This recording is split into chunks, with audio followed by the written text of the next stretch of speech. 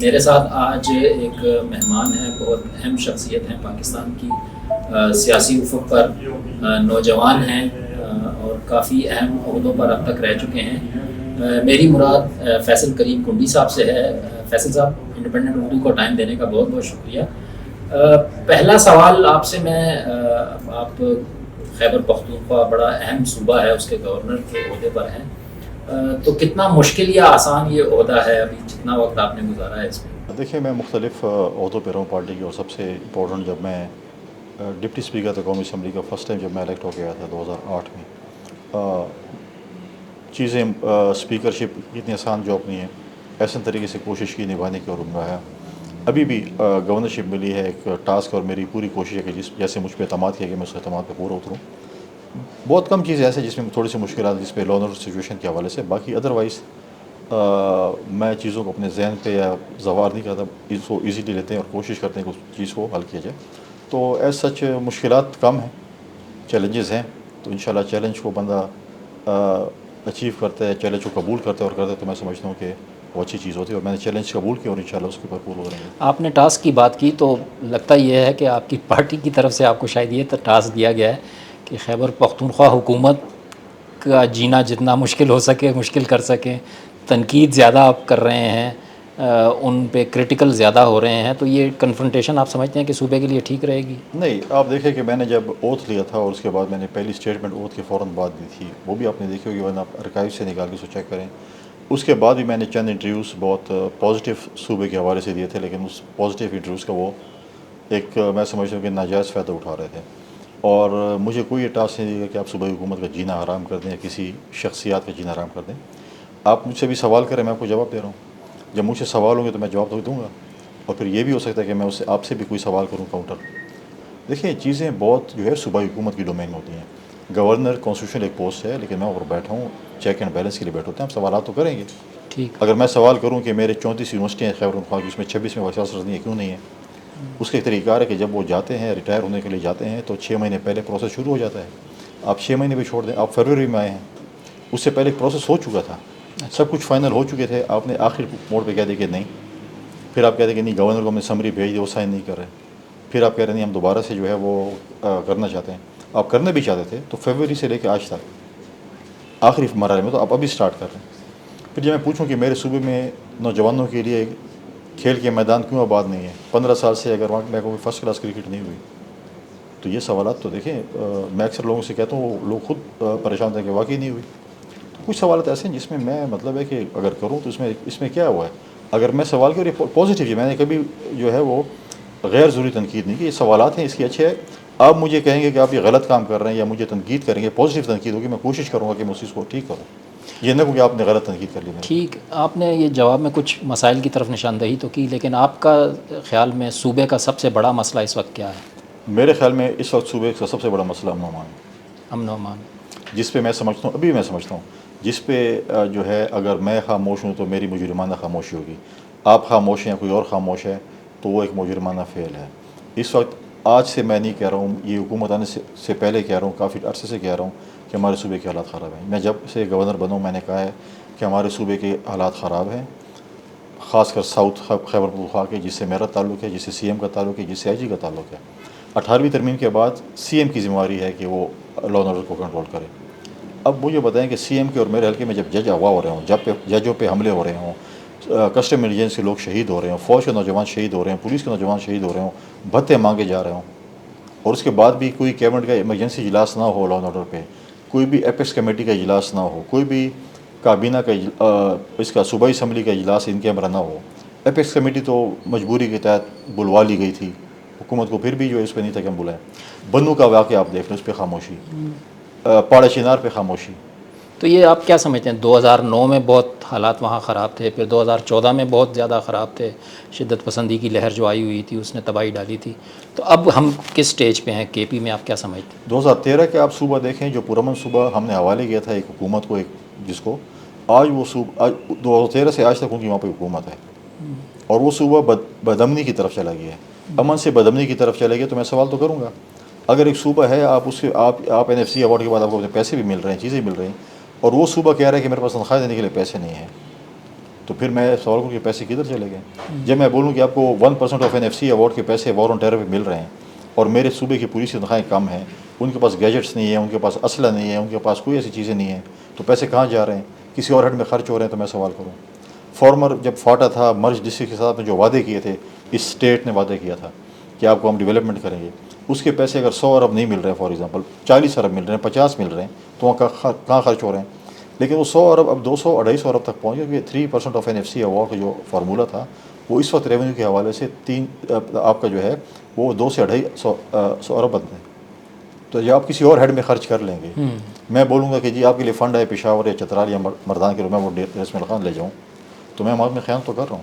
تو ایک تو یہ فنڈز اور ریسورسز کا آپ نے مسئلہ بتایا، لیکن ایک مسئلہ مجھے یہ بھی نظر آ رہا ہے کہ وزیر اعلیٰ گنڈا پور صاحب اعلان کر رہے ہیں کہ جی میرے صوبے میں کوئی آپریشن نہیں ہوگا، لیکن قانون نافذ کرنے والے اداروں کی طرف سے ہم دیکھتے ہیں کہ دن میں 2 3 آپریشن ہو رہے ہیں۔ تو یہ کیا یہ جو ڈسکنیکٹ ہے یہ شدت پسندوں کو، طالبان کو زیادہ فائدہ نہیں دے گا؟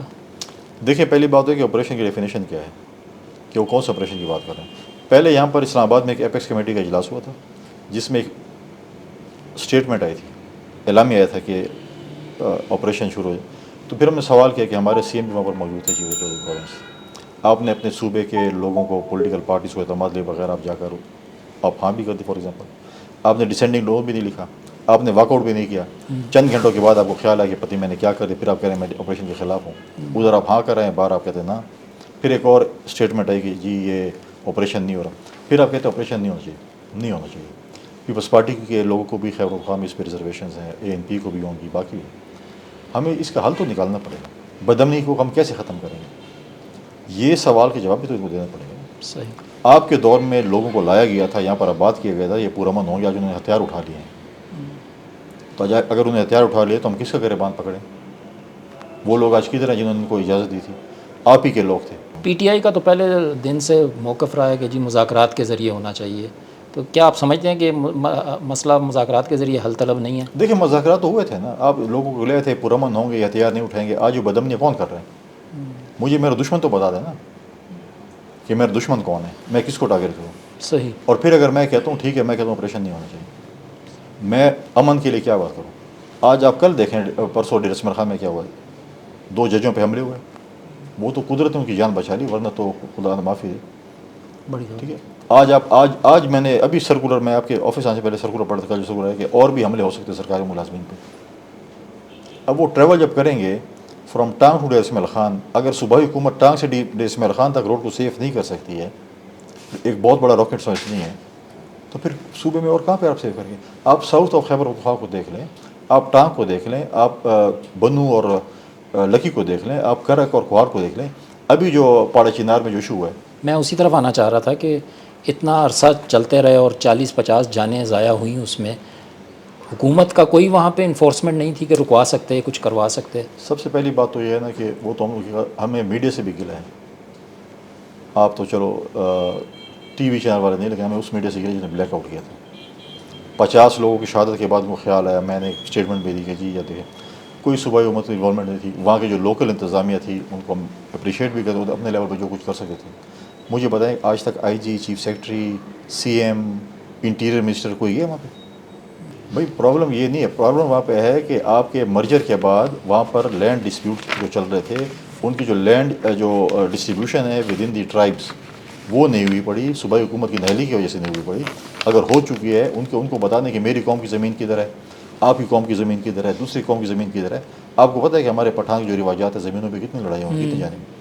تو آج جب تک آپ ان کی زمینوں کی بائیفرکیشن نہیں کر رہے، ان کی تقسیم نہیں کر رہے، اس پہ لڑائی شروع ہوئی، اس کو ہم نے شیعہ سنی کہہ دیا، اس کو ہم نے افغانستان کے طالبان کی انوالومنٹ کہہ دی، بالکل اکراس دی بارڈر ہمارے جو ملک دشمن ہے اس میں بالکل وہ اثر انداز ہوں گے۔ جس قسم کے وہاں پہ ہتھیار استعمال کیے جا رہے تھے، کہاں سے ہے؟ تو پہلے تو گورنر جو پشاور میں بیٹھتا تھا، یہ جو قبائلی اضلاع ہیں، قبائلی ہوتے تھے ڈسٹرکس، ان کا ڈائریکٹ وہ انوالومنٹ ہوتی تھی، وہ انوالو ہوتے تھے۔ تو ابھی آپ کا وہاں کوئی رول ہے، آپ کچھ کر سکتے ہیں وہاں پہ، یا نہیں دیکھیں بس پہلے آپ گورنر کے پاس وہ اختیار بھی ختم ہو نہیں، گیا؟ گورنر کے پاس پہلے فاٹا تھا، فاٹا گورنر کنٹرول کرتا تھا اور پولیٹیکل ایجنٹ کے ذریعے کرو۔ اب نے مرجر کے بعد وہ صوبے کے حوالے کر دیا۔ اب وہ جو آتے ہیں ہمارے پاس ڈیلیگیشنز آتے ہیں، قبائل کے ڈیلیگیشنز آتے ہیں، ہم سے ملتے ہیں اور وہ اپنی بتاتے ہیں کہ ہم تو اس زمانے اور اس زمانے کی جو اپنی آفٹر مرجر اور بیفور مرجر کی باتیں کرتے ہیں، وہاں پر ایک آواز اٹھ رہی ہے کہ ہمارے ساتھ جو کمٹمنٹ حکومت نے کی تھی، اسٹیٹ ریاست نے کی تھی، وہ سے آنر نہیں ہو رہی، تو ہمارے والا پرانا والا نظام بہتر تھا. تو لہٰذا جو ہے گورنر کا رول تو اس میں بہت کم رہ گیا. اچھا. اب یہ صوبائی حکومت کی ذمہ داری ہے. اور جو بھی ہم سوال کرتے ہیں کہتے ہیں یہ سیاسی سوالات کرتے ہیں.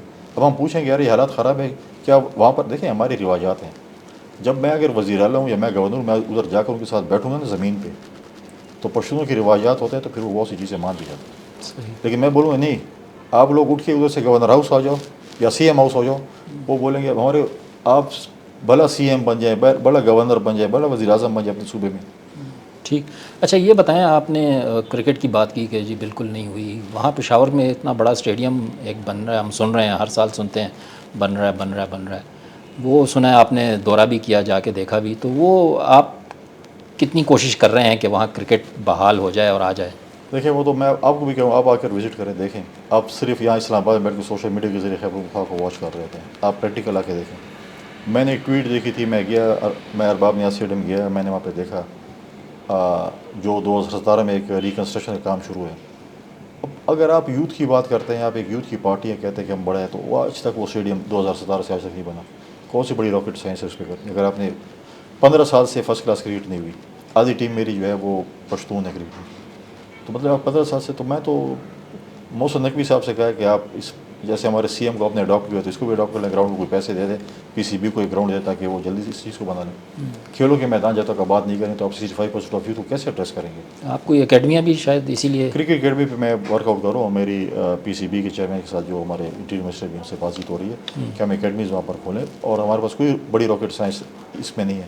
آپ جا کر اپنی یونیورسٹی کے گراؤنڈ میں اکیڈمیز کھولیں، کھیلوں کے میدان آباد کریں، سافٹ امیج خیبر پختونخوا کا دیں. جو تازہ اعلان کیا ہے وزیر اعلیٰ گنڈاپور صاحب نے کہ جی ہم اسلام آباد مارچ کریں گے اگست کے آخر میں، یا تو اس وقت آپ کیا سمجھتے ہیں، کیا یہ ہو پائے گا؟ ممکن ہے کہ وہ اسلام آباد دوبارہ آ کے ڈی چوک میں بیٹھیں؟ مشکل ہے، دیکھتے ہیں. انہوں نے اعلان کیا کیا وہ کرتا ہے، لیکن پرابلم یہ دیکھیں پرامن احتجاج ہر معاشرے میں، ہر ملک میں جمہوری حق آپ کر سکتے ہیں. لیکن جب آپ کہیں گے کہ میں نہیں آ کے میں جیل توڑ کے اپنے لیڈر کو لے جاؤں گا، میں آ کر یہاں پر گھیراؤ کروں گا، میں یہاں پر چیزیں جلاؤں گا، یہاں پر کروں گا، تو پھر یہ تو اسٹیٹ کی ذمہ داری ہے کہ ہمارے جو سرکاری املاک اور ان چیزوں کو جو ہے وہ ان کی پروٹیکشن کریں. پرامن احتجاج ہوگا، پرامن احتجاج کو کوئی نہیں روک سکتا. تو میرا آخری سوال آپ سے یہی ہے، گورنرشپ میں آپ کی کیا سمجھتے ہیں کہ کیا لیگیسی کوئی چھوڑ کے جائیں کہ یاد ہو کہ فیصل کریم کنڈی آیا تھا تو وہ یہ کام کر کے گیا؟ شروعات ہے انشاءاللہ، پوری چیزوں بہت سی چیزوں پہ کام ہو رہا ہے، اور میری پوری کوشش ہے کہ ہم اس کے اوپر کام کریں، سافٹ امیج صوبے کا لیں. میرا جو فوکس ہے وہ یوتھ انگیجمنٹ کے اوپر ہے، وومن امپاورمنٹ کے اوپر ہے کہ ہم اس پہ زیادہ کریں. میں چاہتا ہوں کہ جو میری ایک انڈس سویلائزیشن تھی، کندھارا تھی، ایک زمانہ تھا جب یہاں پر اس صوبے میں 8 مذاہب کے لوگ اپنی پوجا کرتے تھے. آج ہم 98% مسلمان ہیں لیکن امن نہیں ہے. آپ کے سننے والوں کے یا دیکھنے والوں کے مشورے ہوں گے، ہمیں دے سکتے ہیں. اب آپ دیکھیں کہ گورنر ہاؤس کی یہ پوزیشن ہے کہ جب میں پہلی دفعہ گیا تو گورنر ہاؤس میں اس دور میں بھی نہ کوئی فیس بک ہے، نہ کوئی ٹویٹر ہے، نہ کوئی انسٹاگرام ہے، کوئی چینل نہیں ہے. ماضی میں رہ رہا ہے. وہ ابھی تک ہم وہ قبائل کے اس میں رہ رہے ہیں، لیکن ہم نے چیز کو ڈیولپ کیا، اور ان شاء اللہ بہت جلد دیکھیں گے ہم اس چیزوں کو. سوشل میڈیا کو بھی میری آفر ہے ہر طبقے فکر کے لوگوں کو، گورنر ہاؤس سب کے لیے کھلا ہے. کوئی بھی اپنا کوئی ایونٹ کرنا چاہتا ہے. ابھی recently women chamber of commerce نے اپنی ایوارڈ سیریمنی کی، پہلی دفعہ ہم گورنر ہاؤس میں مائنورٹیز ڈے منا رہے ہیں. اس طرح باقی ایونٹس بھی ہم اس دفعہ 14 اگست سے پہلے ہمارا ایک تھیم ہے کہ ہم خوشحال خان خٹک اور عامر اقبال پر ہم ایک ریفرنس رکھ رہے ہیں. اس قسم کی ایکٹیویٹیز ہم کر رہے ہیں تاکہ ہم اپنی امیج جو ہے اس کو لگے. بہت بہت شکریہ تھینک فیصل یو. کریم کنڈی صاحب، تھینک یو.